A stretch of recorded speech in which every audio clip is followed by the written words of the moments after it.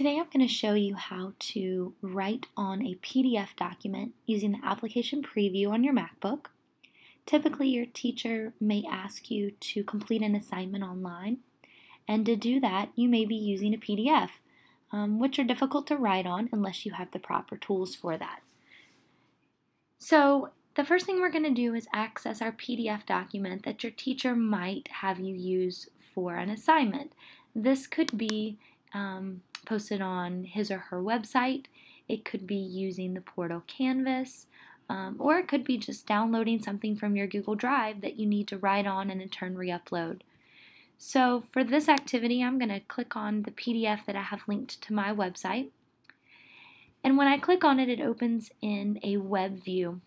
This is not a view we are able to write on. This is just a view only or a print only view. So in order to bring it into a view we can write on, we're going to need to save this document. You may save it in a different format. You may have the little save icon come up at the bottom of your screen, or this may be something that you've just downloaded. For ease of access, I'm going to save it to my desktop, and I'm going to make sure I name it something that's specific that I know how to retrieve it. So my activity is called Writing on PDFs using Preview. So that is what I will name this, and I'm going to click the Save button. And you can see that the download begins. When I minimize my screen, I'm easily able to locate this document on my desktop. Now, if you have your default PDF application set to Preview, then you will just double click on this document and it opens right up in Preview for you. However, you may have set your default PDF viewer to be Adobe, and if that's the case, we need to change it. So if you double click the document and it comes up with Adobe Reader instead of Preview, you're going to need to X out of the document, right click on the document, right click or two-finger click on the document, and go to Get Info. And the sidebar that pops up is going to give you the option to tell you how you want to open this file. So you're going to click Open With, and you're going to choose Preview instead of probably the Adobe Reader default that it's set to. So you'll hit click Preview, and then so it opens up in Preview every time from here on out, I would go ahead and click Change All and Continue. And now you won't have to change that setting again. So we're going to open the document in Preview. And when we do that, we have this little toolbox that comes up.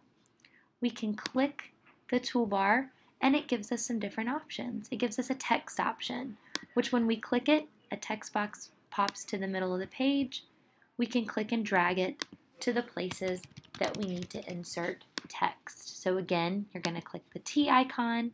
It gives you a text box that usually pops up to the middle of the page, and then you can use your grabbing tool to click and drag it and type where you need to. You may also need to use the feature of highlighting, and if that's the case, all you need to do is click text to highlight, and then come up here and use your highlight tool to simply click it and continue adding highlights where you might need it. So that might be a function to use if you're choosing one out of a multiple choice question and you easily want to just locate the answer and you wouldn't have to type something. Again, if I need to type text to answer this question, I'm going to click the text box, use my grabbing tool, and click and drag it and begin typing. However, I will answer this question. When you save it, make sure you come up to the name of your document, click it, and then press the Enter or Return key to make sure that it's saved. And you'll know that it's saved because your little edited, the word edited, grays out. When it's blacked in, then you know that you need to save that document. And when I X out the document and double click again, all my changes have been saved.